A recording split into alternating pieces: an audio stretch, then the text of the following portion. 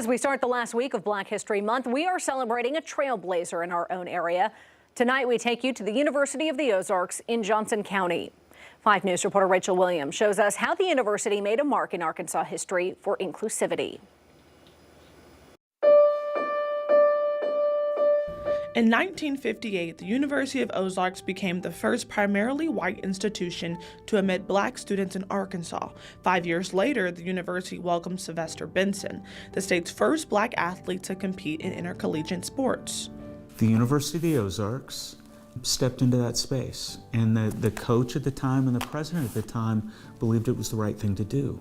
Current university president Dr. Richard Dunsworth says he continues the effort to do the right thing. He says the stories of Benson's journey have showed him a different point of view. And he talked about the fact that he had come from a segregated school system. And then he kind of stands there for a second. He said, coming to Ozarks was the first time I had a white coach. It was the first time I had a white teacher.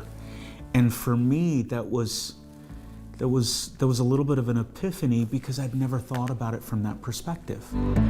During Black History Month, student athletes are commemorating the university's rich history. It shows character and bravery, in my opinion, during a time where, being black was very controversial, especially in athletics, and to know that I'm part of a university that, disregarded all of that and, started to pave way for, athletes in Arkansas. It's something very special.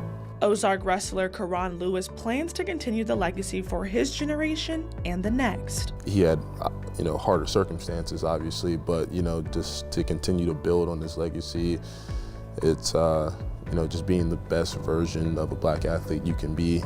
Today, Dean of Students Terry Thomas walked the same campus she once did as a student, and she's making history in her own way. I'm the first African-American Dean of Students here, and that was kind of cool to be the first in that. I'm not the first woman. We've had women deans before, but I'm the first. But Thomas says this job is not about her place in history. I can see the black history the history that my students are making right now. If they're the first of their family to go to college, if this is their first time living by themselves, it's really celebrating all the small successes that will hopefully one day lead them to be the first in something as well. With a student population of 785, university leaders believe this is a small campus making a big impact across the state. Where we try to create enough space for people to own their own space and their own history, and try to make sense of it. We're still making history today, and the only way that we can honor their legacy is to continue to be the first. In Clarksville, covering news where you live, Rachel Williams, 5 News.